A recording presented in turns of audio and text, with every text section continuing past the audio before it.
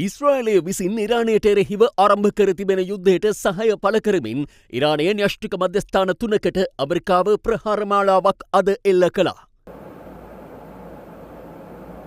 එම ප්‍රහාරය ඉරානයේ ප්‍රධාන න්‍යෂ්ටික මර්මස්ථාන තුනක් වූ ෆොඩෝ, නාටාන්ස් සහ එස්ෆහාන් වෙත එල්ල වී ඇති බව විදෙස් මාධ්‍ය සඳහන් කළා. මේ සඳහා ඇමරිකාව යොදාගත් B2 නම් බෝම්බ හෙළන යානා ගැන අද ලෝකයේම මාතෘකාවක් වී තිබෙනවා. B2 බෝම්බ ප්‍රහාරක යානා සැලකෙන්නේ භූගත බංකර් විනාශ කිරීම සඳහා බංකර් බ්ලාස්ට් බෝම්බ රැගෙන යා හැකි ඇමරිකාවේ එකම ගුවන් යානා විශේෂය ලෙසයි. නියමුවන් දෙදෙනෙකුට එකවර ගමන් කළ හැකි මෙම යානාවලට ගුවන් යානා නාශක රේඩාර්වලට නිරීක්ෂණය නොවී රහසිගතව පියාසර කිරීමේ හැකියාව තිබෙනවා. මෙවැනි B2 යානා 21ක් ඇමරිකානු ගුවන් හමුදාව සතුවන බව සඳහන්.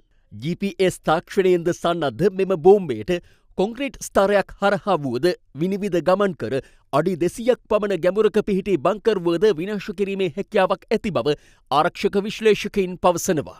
This OP is capable of digging up to 200 feet underground before exploding. ලොව ඇති විශාලතම බංකර් විනාශ කළ හැකි බෝම්බය වන මෙය කිලෝග්‍රෑම් 14,000කට ආසන්න බරකින් යුක්ත වනවා.